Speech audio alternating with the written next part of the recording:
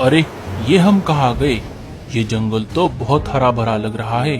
हमें यहाँ खाना और शिकार जरूर मिलेगा। तोते, जाओ अपना नाटक शुरू करो। जी सरदार। ओ मेरे कामचोर पति, अगर धूप सेक कर मन भर गया हो तो जरा जाकर अनाज लेकर आओ। घर में थोड़ा भी अनाज नहीं है। मेरे पेट में चूहे दौड़ रहे हैं। क्या क्या कहा? चूहे दौड़ रहे हैं? फिर तुम एक काम करो, उन्हीं चूहों को पकड़कर खा लो। आरारा, ऐसा बकवास लॉजिक सुनने से पहले मैं मर क्यों नहीं गई? हे ऊपर वाले, उठा ले रे बाबा। सुनिए जी, अब मैं फिर से नहीं बताऊंगी। जल्दी से जाकर कुछ खाने के लिए लेकर आइए। अगर आप अभी नहीं गए तो मैं जग्गू को लेकर अपने मायके चली जाऊंगी। अरे हाँ हाँ, जा रहा हूँ। हर बात के लिए मायके जाने की धमकी देना जरूरी है? अच्छा खासा आराम से धूप सेक रहा था। टीलू बेटा, जल्दी करो, हमें नानी के घर जाना है। जल्दी करो बेटा, नहीं तो पंछी बस छूट जाएगी। आया मम्मी, बस 1 मिनट, मैं मेरे खिलौने ले रहा हूँ। अपने माँ की तबीयत खराब होने की वजह से लाडो कुछ दिनों के लिए अपने माँ से मिलने सुंदरबन जंगल जा रही है। लाडो और टीलू घर से बाहर आ जाते हैं। तभी रास्ते में उन्हें कालू कौवा मिल जाता है। अरे लाडो, ये बैग वैग लेकर कहाँ जा रही हो? मेरी माँ की तबीयत खराब है कालू भैया, इसीलिए मैं उनसे मिलने सुंदरबन जंगल जा रही हूँ। माँ की तबीयत ठीक होने तक मैं वहीं पर रहने वाली हूँ। ठीक है लाडो, तुम जाकर आओ। माँ के साथ साथ अपना और टीलू का भी ध्यान रखना। टीलू बेटा, अपनी माँ को ज्यादा परेशान मत करना। हाँ कालू मामा। कालू भैया, अब मैं चलती हूँ, नहीं तो मेरी पंछी बस छूट जाएगी। बस आप मेरे घोंसले का ध्यान रखना। ठीक है लाडो, तुम चिंता मत करो। लाडो और टीलू वहाँ से निकल पड़ते हैं। वो दोनों बस स्टॉप पर आ जाते हैं। थोड़ी ही देर में पंछी बस आ जाती है। लाडो और टीलू उसमें बैठकर सुंदरबन जंगल की तरफ निकल पड़ते हैं। थोड़ी देर इधर उधर खोज करने पर कालू को एक जगह पर अनाज मिल जाता है। कालू उस अनाज को लेकर अपने घर की तरफ निकल पड़ता है। वो अपने घर की तरफ आ ही रहा था, तभी उसे एक पेड़ पर रानो, बुलबुल और मीनू मौसी गप्पे लड़ाती हुई दिख जाती है। तभी मीनू मौसी कालू को आवाज लगाती है। अरे ओ कालू, इधर आजा। कालू उनके पास आ जाता है।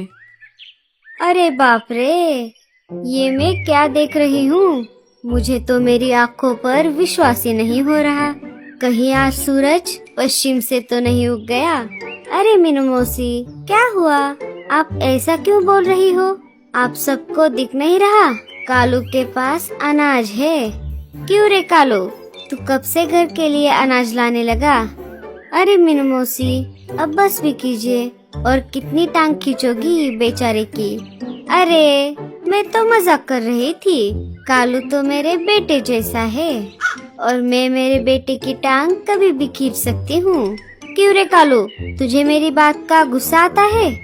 अरे नहीं नहीं मीनू मौसी, मुझे क्यों गुस्सा आएगा?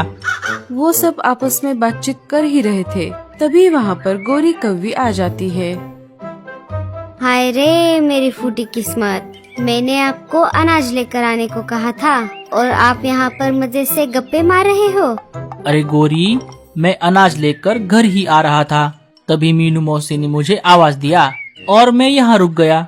अब जल्दी से घर चलो, जग्गू घर पर अकेला है। मैं आगे जा रही हूँ। गोरी वहाँ से चली जाती है।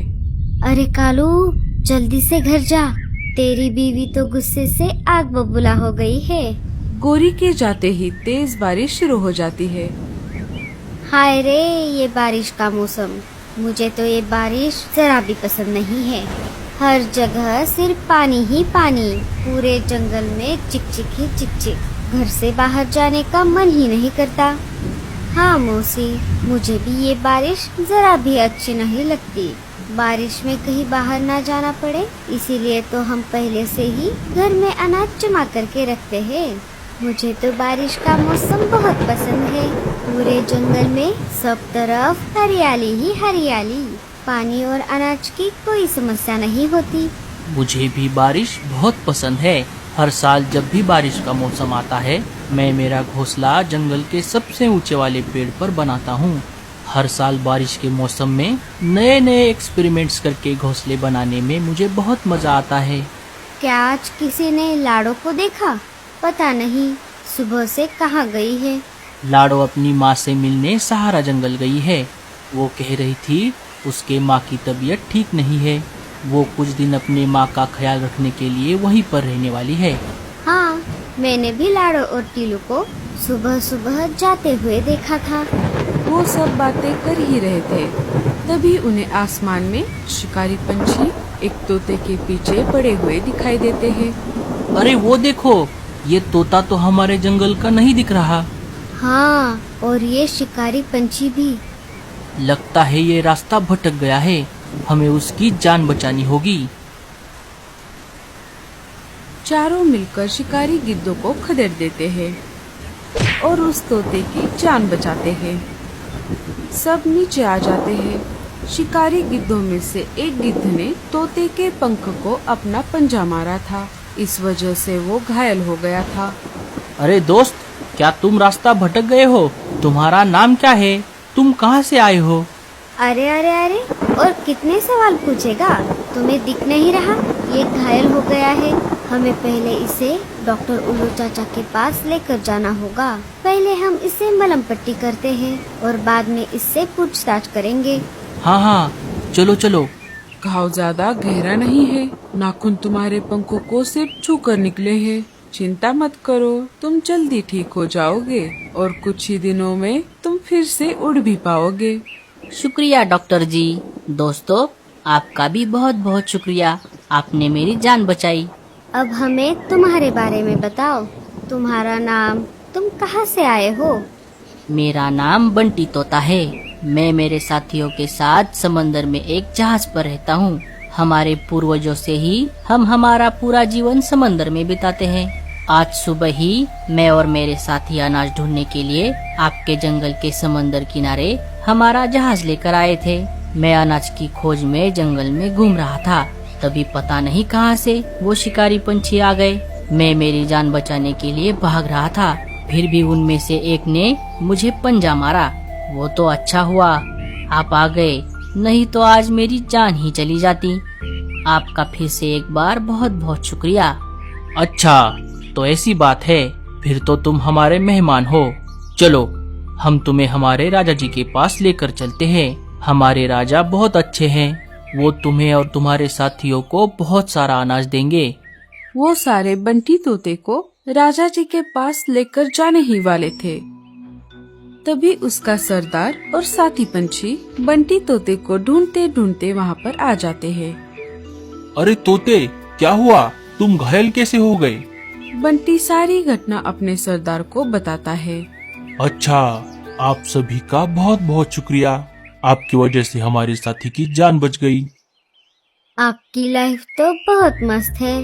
काश मेरे भी पूर्वज आप में से एक होते।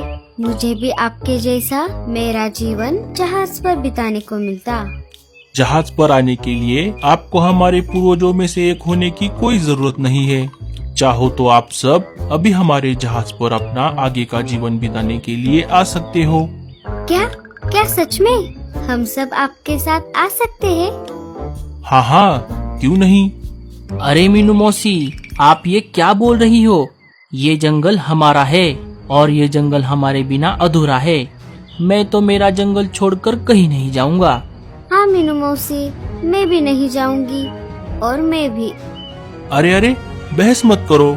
आप नहीं आना चाहते तो कोई बात नहीं, पर आपने हमारे साथी की जान बचाई है, इसीलिए हम भी आपके लिए कुछ करना चाहते हैं। हमारी आपसे ये विनती है कि आप थोड़े दिनों के लिए हमारे जहाज पर आ जाइए और जैसे ही आपका मन भर जाएगा, मैं आपको वापस आपके जंगल छोड़ दूंगा। हाँ, ये सही रहेगा।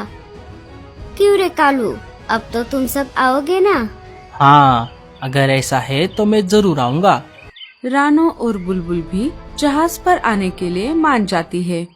फिर क्या था, इन चारों के साथ साथ जंगल के सारे पंछी जहाज पर आने के लिए तैयार हो जाते हैं। राजा जी जहाज के मालिक को बहुत सारा अनाज दे देते हैं। रात होते ही